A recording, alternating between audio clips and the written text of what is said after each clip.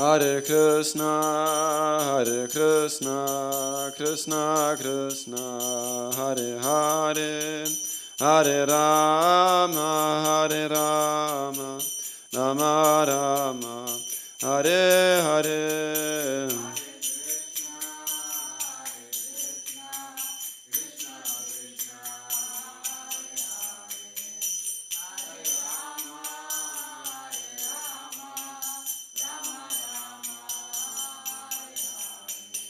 Hare Krishna, Krishna Krishna, Hare Hare, Hare Rama, Rama Rama, Hare Hare.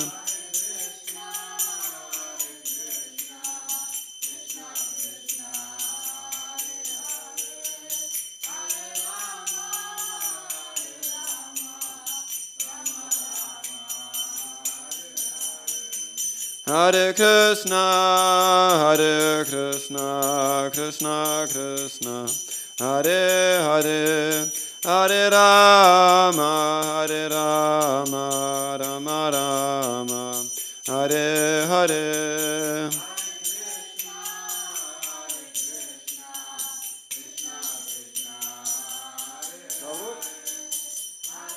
Läuft schon?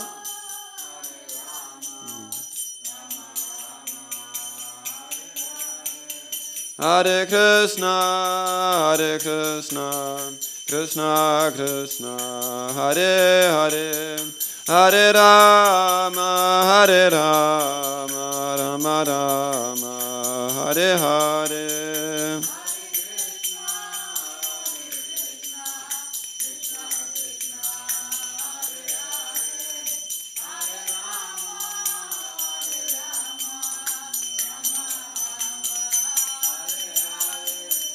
Hare Krishna, Krishna Krishna, Hare Hare, Hare Rama, Rama Rama, Hare Hare.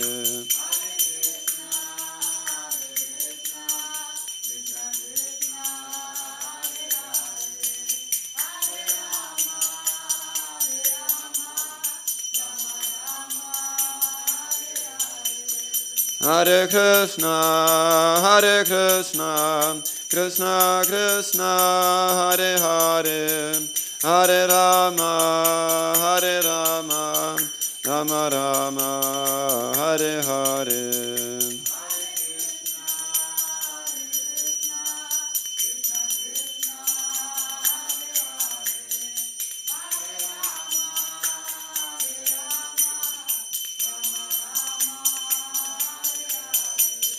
Hare Krishna, Krishna Krishna, Hare Hare, Hare Rama, Rama Rama, Hare Hare.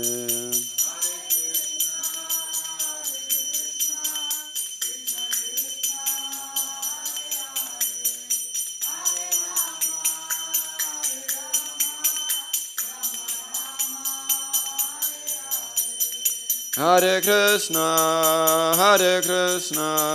Krishna Krishna, Hare Hare, Hare Rama, Rama Rama, Hare Hare.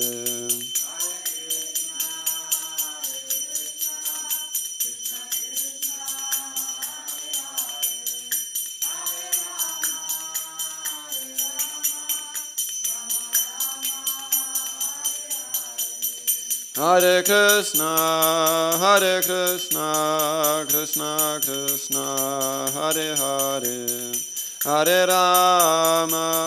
Rama, Rama Rama, Hare Hare.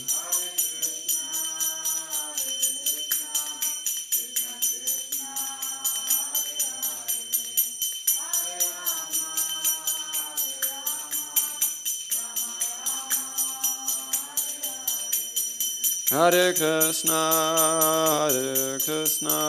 Krishna Krishna, Hare Hare, Hare Rama, Rama Rama, Hare Hare.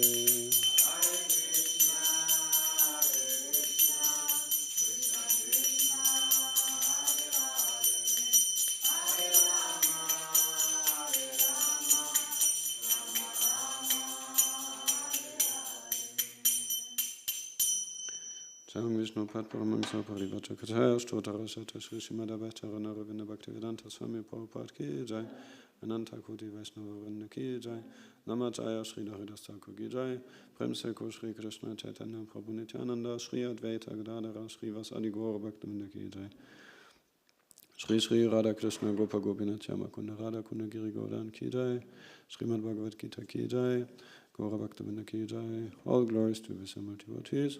All glories to Visamar devotees. All glories to Visamar devotees. All glories to Sri Guru and Gauranga.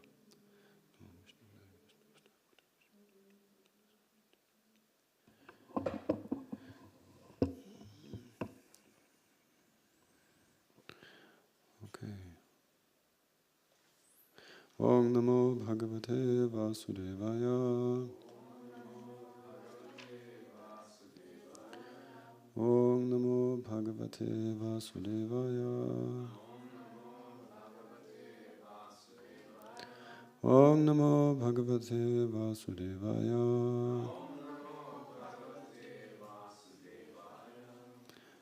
We continue to read from the Bhagavad-gītā as it is, translated and explained by His Divine Grace, A.C. Bhaktivedanta Swami Srila Prabhupada. We are reading Chapter 2, Contents of the Gita Summarized, Text 24. Atedyoyam adayoyam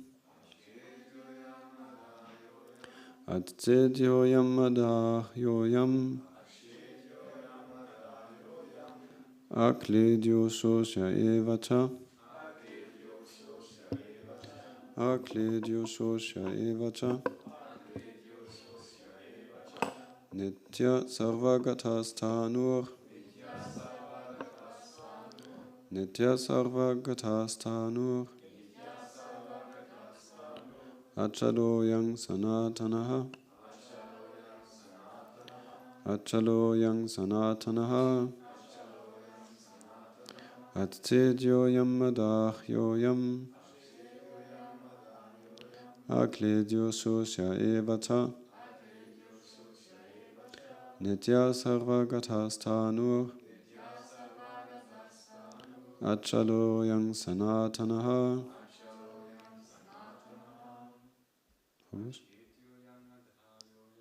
Atedyoyam adayoyam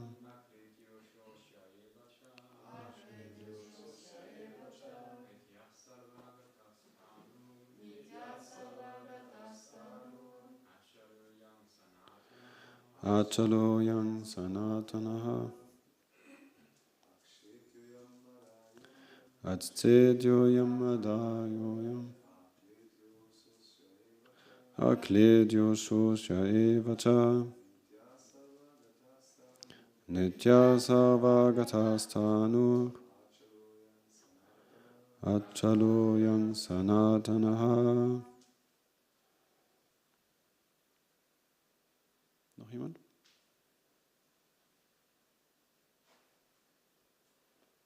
Srila Prabhupada's idea was that by reciting the verses one can learn them by heart. So the more people recite, the better.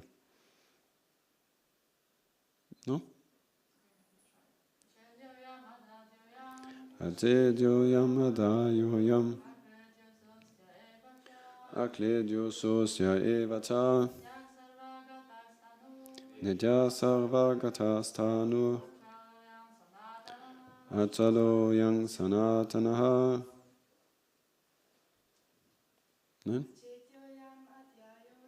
Atedyoyam adayoyam Akledyo sosya evacha Nitya sarvagatasthānur Achaloyang sanatanaha. There's one word you should remember from this verse. That is sarvagataha. And you will see why. Prabhupada is explaining about it. If you know that phrase, it's a good phrase for preaching. Yeah? You can give some attention as we're reading. Achedyaha, unbreakable. I am this soul. Adahyaha, unable to be burned. I am this soul. Akledyaha, insoluble. Ashosyaha, not able to be dried. Eva, certainly. Cha, and. Nityaha, everlasting.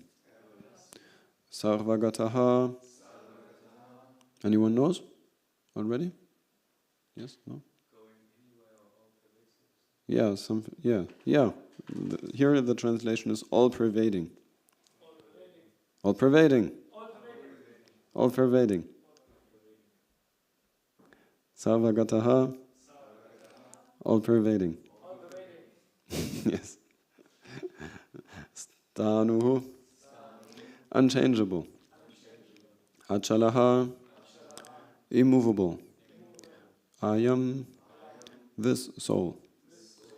Sanatanaha, eternally the same. Translation. This individual soul is unbreakable and insoluble, and can be neither burned nor dried. He is everlasting, present everywhere, unchangeable, immovable, and eternally the same. Can you repeat? This individual soul is unbreakable and insoluble. Anyone knows for certain what insoluble means? Yeah, it cannot be, how to say? You cannot put it in water and it will not dissolve.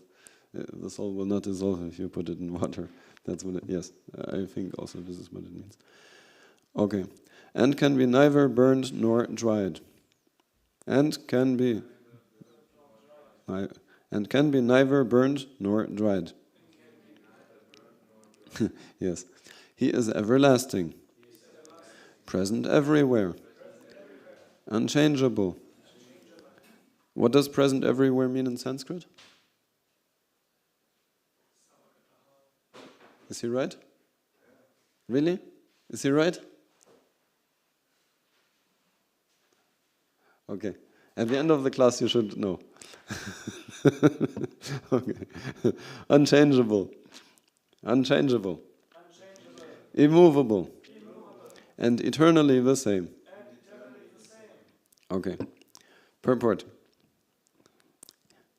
Yes. All these qualifications of the atomic soul definitely prove that the individual soul is eternally the atomic particle of the spirit whole, and he remains the same atom eternally, without change. The theory of monism is very difficult to apply in this case, because the individual soul is never expected to become one homogeneously. After liberation from material contamination, the atomic soul may prefer to remain as a spiritual spark in the effulgent rays of the Supreme Personality of Godhead. But the intelligent souls enter into the spiritual planets to associate with the Personality of Godhead. Now, pay attention, this is your last chance. The word sarvagata. What does it mean? Yes, it means all-pervading. So, Prabhupada says it is significant. So we should remember, no? Because there is no doubt that living entities are all over God's creation. They live on the land, in the water, in the air, within the earth, and even within fire. The belief that they are sterilized in fire is not acceptable. Because it is clearly stated here that the soul cannot be burned by fire. Therefore, there is no doubt that there are living entities also in the sun planet, with suitable bodies to live there. If the sun globe is uninhabited, then the word, which word? Sanskrit, yes. Living everywhere becomes meaningless. Yes. So Srila Prabhupada is using the word many times here, no? So we should remember. Om Agyana Timirandasya Ganandala Shalakaya Chaksurun Militang Yena Tasmai Shri Gurave Namaha Shri Chaitanya Manobistang Stapitang Yena Bhutale Svayang Rupa Kadachmayang Dadati Swapadantikam Vandehang Shri Guru Shri Utapada Kamalang Shri Gurun Vaisnavangscha Shri Rupang Sagadhatang Sahagana Raghunathan Vitang Tang Sajivam Sadvaitang Savadutang Parijana Sahitang Krishna Chaitanya Devam Shri Radha Krishna Padan Sahagana Lalita Shri Vishakhan Vitangscha He Krishna Karuna Sindho Dinabandho Jagatpate Gopesa Gopika Kanta Radha Kanta Namostute Tapta Kanchana Gorangi Radhe Vrindavaneshwari Vrisabhanu Sute Devi Pranamami Hari Priye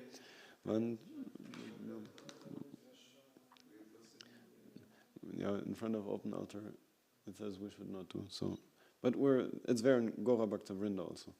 Shri Krishna Chaitanya Prabhu Nityananda Shri Advaita Gadadhara Shri Vasadi Gaura Bhakta Vrinda Hare Krishna Krishna Krishna Hare Hare Hare Rama Rama Rama Hare Hare Achedu Yamadahyo Yamakledju Shosya Evacha Nitya Sarvagata Stanur Achalo Yang Sanatanaha. This individual soul is unbreakable and insoluble, and can be neither burned nor dried. He is everlasting, present everywhere, unchangeable, immovable, and eternally the same. Hare Krishna.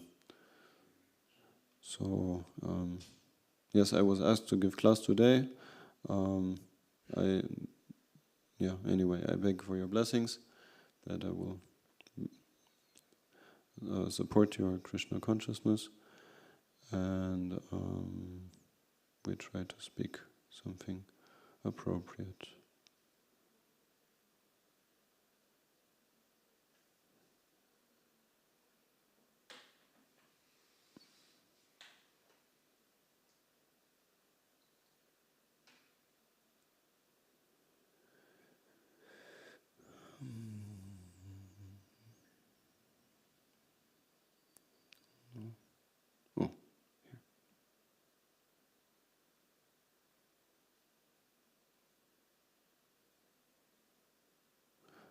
Okay, so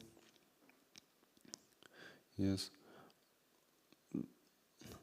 the verse in one sense is very clear and simple, and Srila Prabhupada is highlighting some points. So the first point Srila Prabhupada is highlighting is that that philosophy which advocates that one day the individual soul and the Supreme Soul merge into one is not very reasonable from this verse, because it is explained how the spirit soul in itself is eternal, so it maintains its eternal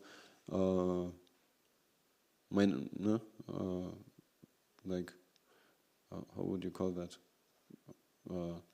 Individual existence.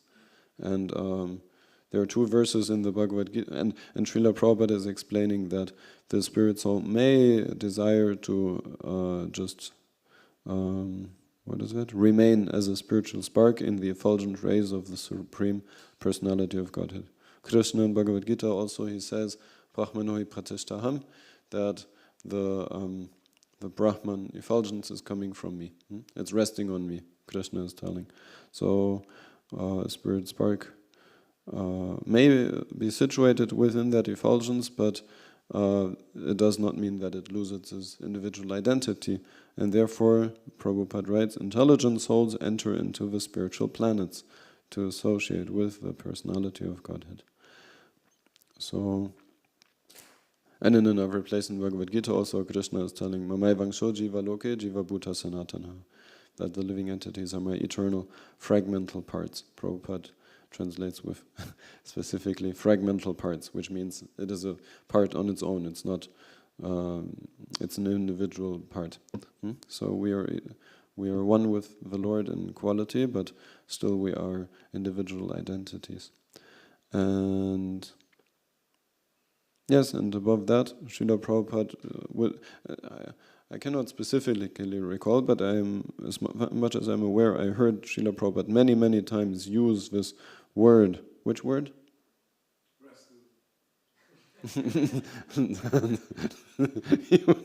he would use that word also, yes. Which word? Which word? Sanskrit or English? No? Yes? Which word? Sarvagata, yes. Prabhupada would use that word many times in his preaching when he gave classes, to explain that there is life everywhere. And here specifically he's making the point that life is also possible on the sun. And you don't have a body to live on the sun, but that does not mean that nobody can live on the sun. So modern scientists, they will claim very strongly that there is no life in outer space, that life is only here. So Srila Prabhupada was strongly preaching against that, and he used this verse and this sarvagataha, all-pervading. The soul can enter any condition. So Srila Prabhupada would emphasize that if you have the suitable body, you can go there, because you as a soul, you are not to be burned, you are not to be disturbed by any material condition, like that. So, yes, these are the main points Srila Prabhupada is stressing in the purport, and we would like to speak about one, we'll stretch the context a little bit. Srila Prabhupada is writing, the intelligent souls enter into the spiritual planets to associate with the personality of Godhead.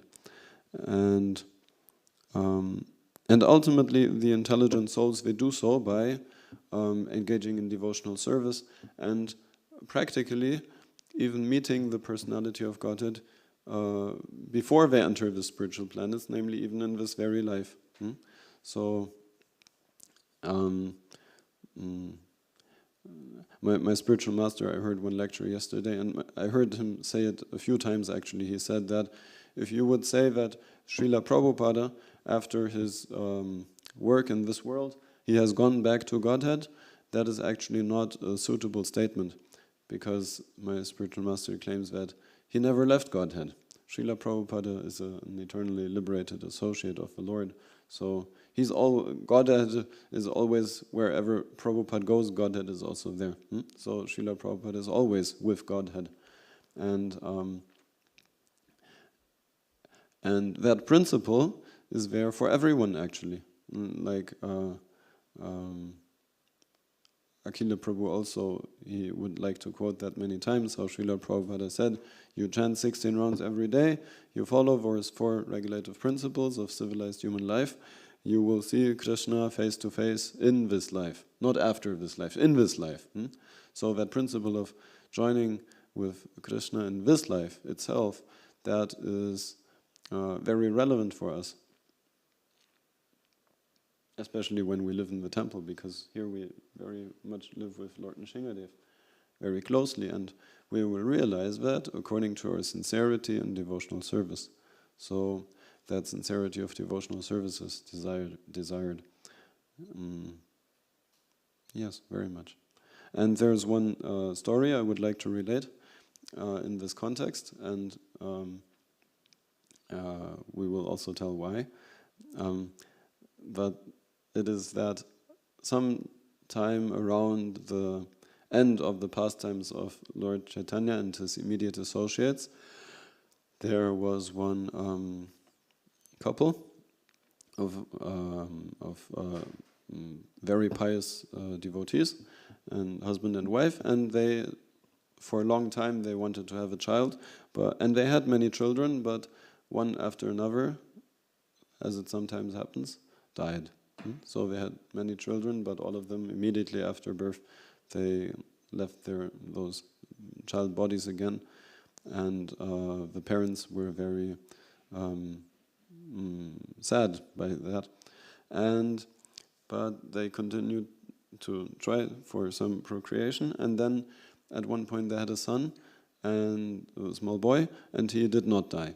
So he remained alive, and then they gave him a name, Dukhi, or Duki, Bengali, because they thought if Yamaraj comes to this boy and he gets to know that his name is Duki, Duki means what? Dukkha? Yes, it means someone who is miserable. So it's an unusual name to give to to your own child, but they gave that name, Duki. So the miserable one. And the idea was that if Yamaraj comes to take him, he will find out that his name is Duki, he's a miserable one, so he will leave him alone. He will not give him any more distress than he has already. So small Duki remained alive, and he grew up, and he turned out to be a very mature personality, spiritually especially, but also very sharp. And that young boy Duki, very soon he heard from the scriptures. He went to school, he learned about literature, Vedic literature, and about the meaning of life, and very quickly he came to the conclusion that I need a spiritual master. And so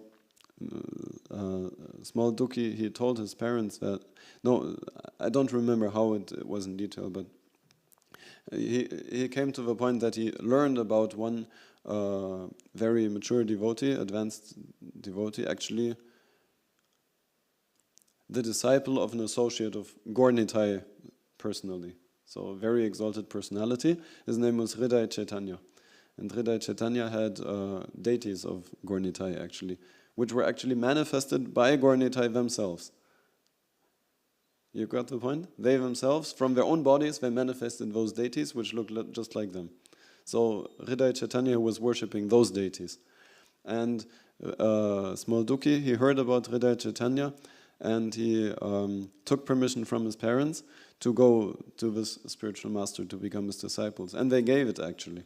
So small Duki, he went all the way over, I don't know from where to where, but somewhere in Bengal. And Duki came there, and he became the disciple of Hridaya Chaitanya. Hridaya Chaitanya was very happy because he could see that this is a very exalted personality who has come to me as a young boy. I think he was 12 years old or so when he came there. So very young still. And Hridaya Chaitanya, he started engaging him in some very menial service, very simple service. And I don't remember which service he did in the beginning, but he did very menial service, and Hridaya Chaitanya, he was very happy with him. And at one point also, Duki, he must have been a little older, and he initiated him also with the name Duki Krishna Das. So he kept the Duki, but he put a Krishna Das behind. But by his behavior, actually, he was very joyfully serving Krishna. And then he, at one point, he had a desire to go on pilgrimage, and I think for 8 years he went as a pilgrim all over India to so many holy places. And because the spiritual master granted his desire, that's interesting, no?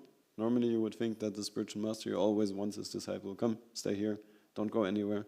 But Duki Krishna Das, somehow he got his blessing like that, and so he let him go, and then 8 years later, I think, I don't remember precisely, but he came back, and Hridaya Chaitanya, he was very amazed also that small Duki Krishna Das, he could see he has made a lot of advancement also from being there on pilgrimage.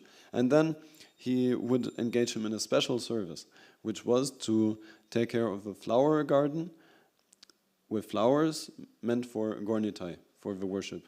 So the service of Dukhi Krishna Das was to bring water from the nearby Ganga. We need some translation, I think. Oder? Kishori Kund Mataji? Okay, yeah.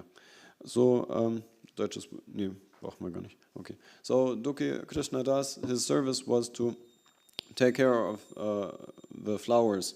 And it meant that with an earthen pot, he had to bring water from the Ganga and water the flowers. And he did with great enthusiasm. And it says that all the while as he was doing the service, he was crying out of happiness because he felt so fortunate. I'm doing service for those flowers which are meant for the service of Lord Chaitanya and Lord Nityananda. And so he was very happily doing his service. Like here nowadays, I find it very inspiring. Everyone is cleaning something. It's so nice to see that everywhere people are cleaning, and it's very nice. So Dukhi Krishna Das, he also had that feeling that I'm doing my service and I'm just going on and on and on with great gratitude and enthusiasm. And that is so nice if we can do our service without that feeling that, oh, I have to do this and then I will be done. No, rather we should have a feeling that, okay, I did this much and I just want to go on. Some time ago I was helping Suchitra Mataji in the kitchen a little bit as a kitchen helper, and then we were done, and then we cleaned everything, and you know the kitchen, you can always clean more. And she really, and she just went on, and then I felt I also have to go on, and then I asked her, don't you want to stop? And she said, no, now I'm in the mood for cleaning, and I will just go on and until the evening or what, I don't know. But we went for I think until 3 o'clock or so. So that's very inspiring, that mood, if we get into that mood. And I sometimes I come to that point and I feel like the mind is afraid to just jump out of the box. You know that feeling? Sometimes you just feel like you're getting into it, but you also had your idea that, oh, I want to do this next and this, that. But the heart is feeling like, forget about it. Not just be here now and go deeper into the service. So Dukhi Krishna Das, certainly he did that. So he was very much concerned with his service and not with his body. And that became visible very strongly when he continued to carry that earthen pot. At one point even he got wounds on his head because he was carrying it on his head. And he didn't give any attention to it, so the wounds just became bigger and bigger, and I'm not sure, but I think, I will leave that detail away. And so but he had those wounds on his head, and he didn't care, and then the wounds became bigger, and like pus was coming, and so bad condition, bodily speaking, but he would just continue the service. He did not care about those wounds, until his spiritual master, who was a pure devotee, and whatever I'm telling, I'm taking from one lecture by His Holiness Indradyumna Maharaj, and he explained in that context that a pure devotee who will rarely show, but he has mystic powers. Rarely he will show, because mystic powers will not attract people to devotional service. Generally, mystic powers will distract people from devotional service. They will confuse the two even. They will think, oh, he's a spiritualist because he can walk on water or whatever. But that has nothing to do with spiritual advancement, actually, in itself. If you can walk on water, that does not mean you're a devotee of Krishna. But if you're an advanced devotee of Krishna, you may easily walk on water also. And so Hridaya Chaitanya, being such a pure devotee who rarely showed his spiritual, his mystic abilities also, he would just embrace Dukhi Krishna Das, and the wounds would disappear. So like that. And then being so pleased with that dedication of his disciple, he, promoted him. Like Prabhupada is writing in one purport, the disciple should pass the test of the spiritual master. So he passed that test, and the result was that Hridaya Chaitanya advised him to go to Vrindavan. And in Vrindavan he should meet the last of the 6 Goswamis who was still living. That was? Someone knows? Jiva Goswami, yes. So he went there by the instruction of his guru to learn more from Srila Jiva Goswami. And Srila Jiva Goswami, last of the 6 Goswamis in this world, it seems. I don't know, maybe Gopal Bhatta Goswami was also still there, you know? Yeah, okay, so maybe he was not the last one, but Rupa and Sanatan Goswamis had already left.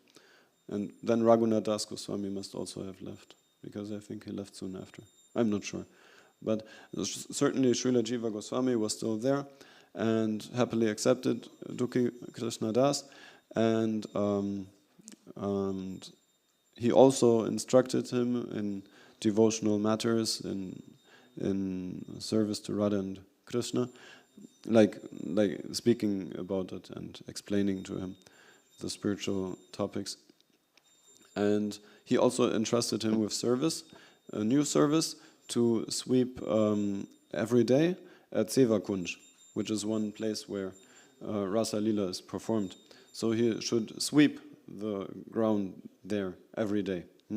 That was his service to the Dham, and service on behalf of, or as instructed by his Shiksha Guru, Srila Jiva Goswami, and he would sweep there every day. And again, he would cry all the time, and he would sometimes roll in the ground because of happiness, and being so grateful to be in the Holy Dham. And the Holy Dham is also like that. You become blissful, and you become so happy, you don't know what to do with your happiness. If you have ever been to Vrindavan, you may have experienced that also. So he was living there, he was doing his service there, he was chanting there. And then there came one special day, once. Yeah, I feel like I'm not giving enough credit to the story, but yeah, we're going through the thing because of time. So he then, as he was doing that service in his gratitude and ecstasy, one day he came there in the morning, and it is said, as far as I remember, that the birds were chirping louder, and there was more. I don't remember. Like it looked more like disorder on the ground. I don't remember what, but somehow the birds were louder, and maybe also the flowers were like blooming strong, bigger petals than usual, something. So it looked very beautiful and very nice scenery. And Dukhi Krishnadas noticed that, and then he started his sweeping, and then he found one golden ankle bell, and he first touched it with his broom, and when he touched it with his broom, the broom became solid gold also.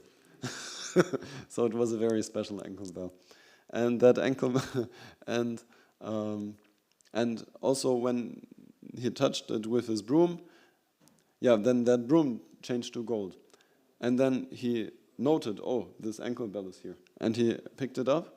And the moment he touched it also, like great ecstasy, waves of ecstasy went through his whole body. So that was, and he understood this is a very special ankle bell.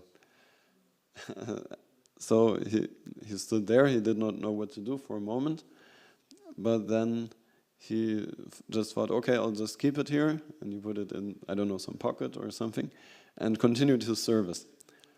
And he had a feeling that I'll just keep it here and let's see what happens next. So he continued his service, and then one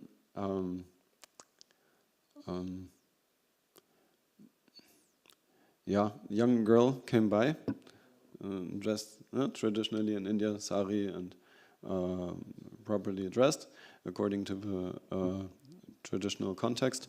And she came there, and she somehow she said she made some excuse. Whose appearance day is today?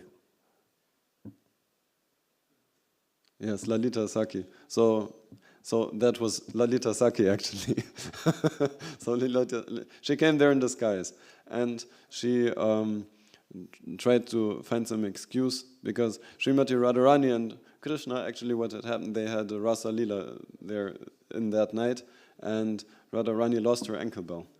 So the ankle bell remained there, and Dukhi Krishna Das, he found it like that. And Lalita Saki, she was specifically sent by Srimati Radharani to go there and get back that ankle bell. And so Lalita Saki, she just took that disguise of an ordinary lady, and she said that me and my sister, we were traveling here, and my sister lost her ankle bell, so I'm just coming to get it back. And it says that Dukhi Krishna Das, in his heart, he had a strong inspiration to not give it, just give it. And so he said, yeah, I found this ankle bell, but dear lady, how can I believe you? You maybe you just want to steal it from someone else, and I cannot just give it to you like that. And she became a little annoyed. It says that Lalita has a strong temperament, actually. And so she became a little impatient, and she just continued to try to persuade him, please give. And he said, no, not like that. Maybe I can come with you. And she's just, man, you're taking my time, it's getting late. I have to bring this ankle bell to my sister. And so ultimately she said, okay, if you really cannot just give it to me like that, you want to see the owner, just come with me. And so she took Dukhi Krishna Das with her, and then I don't know where they went precisely, but basically at one point there was some small kund on somewhere and nearby, and Lalita told, and she had also revealed her identity when she showed him, okay, this is me. And it says at that point he fainted. He fainted because her appearance was, I mean, she's like one of the first expansions of Srimati Radharani, so she must be very amazing to see and very overwhelming appearance. So he fainted, and after that they went towards Srimati Radharani, and then Lalita Saki, she told Dukhi Krishna Das, you go into this kund. And he just accepted, and he went in there, and when he came back out, he was a small girl. He was a manjari. He was in his spiritual form. And like that, they went then to Srimati Radharani and Dukhi Krishna Das, or I don't remember the spiritual name of the manjari, but she fainted again. And then she could personally give back to Srimati Radharani that ankle bell, and she got her blessing. And Srimati Radharani, if I remember correctly, she touched her forehead, and there appeared a new tilak, a special tilak of the followers of Radharani. And also, I'm not sure about the rest. And also, the small manjari, she did not want to leave anymore. She wanted just to stay there with Lalita and Radharani. She did not want to leave. And but Radharani somehow convinced that you have to go back. Your work in this world is not done. So, and very unwillingly, actually, Dukhi Krishna Das came back into his external identity in this world, but he had a tilak still on his head. Yes. Of Krishna, no? Yes, it was a deity of Krishna also. Yes, okay, Mataji knows. So yes, from her own heart, Srimati Radharani manifested a deity of Krishna and gave that to the young girl and said that you can keep this and you will find some solace. And so Dukhi Krishna Das, when he I don't know, woke up in his material, so-called material identity, he still had that deity, he had a tilak, and I think across his chest, somewhere across his body, it said Shyamananda. And from that day on, he is known as Shyamananda Pandit in our tradition. Not anymore Dukhi Krishna Das. And so Shyamananda Pandit, he is known as an associate of Narottam Das Thakur and an associate of Srinivasacharya. And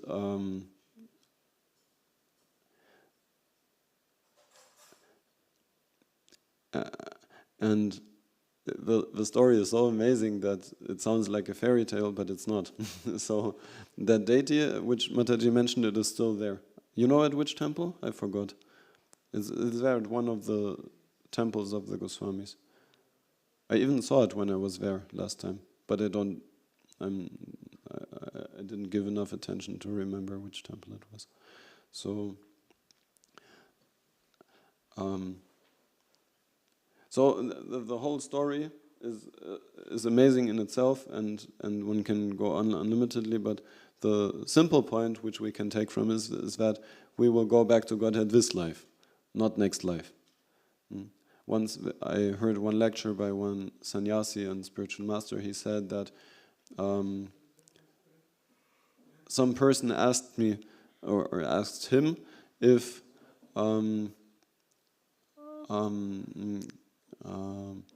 can you tell me if I go back to Godhead after this life?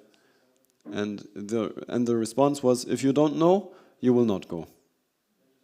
If you don't know, you will not go. And there are some purports by Srila Prabhupada also where he's writing that if you go back to Godhead after this life, you will know that. You will know that. You will be certain. You will be assured of that. So, because the consciousness is pure. When the consciousness is pure, one will know what is going to come. Very simple. So we have to go back to Godhead not after this life, but during this life. And why not right now?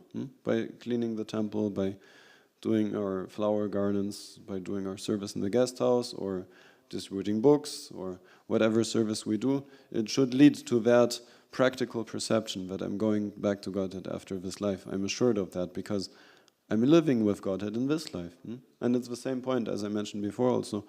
We should do our service nicely for Lord Nrsimhadev. If we do that, then we will...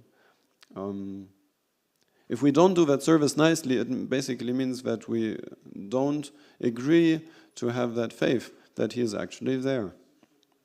Because He's God. How can you not do your service nicely? Like that. How can you not do it nicely? If you understood the philosophy, if you have read the books properly, if you have heard properly from your spiritual master and other devotees, if you don't do that service nicely, it means you have not understood all those things which were told and written down for us.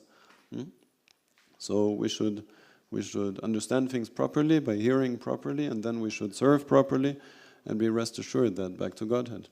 We should be assured of that after we have done our proper contribution. So, yes, I would like to...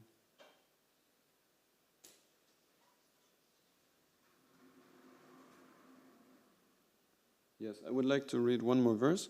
It is a verse about Srimati Radharani, and I thought it's interesting. The Sanskrit is different, it's called Vibhuhu, but it's the same meaning as Sarvagata, all-pervading. So, and because in 2 days it's Radhastami, and we can maybe prepare our minds a little bit by hearing this. So, it's from Chaitanya Charitamrita, Adi Lila, chapter 4, 131, and it says, Vibhur apikalayan sadabhi vridhing kuro rapigorava charyaya vihinaha muhurupatita vakrima pishudho jayati muradvishi radhikanuragaha. The verse says, all glories to Radha's love for Krishna, the enemy of the demon Mura. So we're following in the footsteps of Srimati Radharani. We can never be like Srimati Radharani, but we have to follow in her footsteps because we want to be devotees of Krishna. We want to please Krishna. So we follow in the footsteps. Although it is all-pervading, so the living entities are all-pervading, it means that some small spiritual spark is anywhere and everywhere, but Srimati Radharani's love, the love of one person, is also like that. That is Srimati Radharani. Nobody can serve Krishna perfectly except her, because her love is all-pervading. Krishna is all-pervading, and her love is also all-pervading. So that is her unique position. So although it is all-pervading, it tends to increase at every moment. So even though it's all-pervading already, it increases. Although it is important, it is devoid of pride. And although it is pure, it is always beset with duplicity. So, yes. I stop here. And I think we have to attend to Lord Nishingadev now. I'm sorry, this is the first time I'm giving a lecture. I'm not giving any time for questions. Please forgive me. Okay. Srila Prabhupada ki jai. Srimad Bhagavad-gītā ki jai. Gaura Bhakta Vrinda ki jai. Hare Krishna.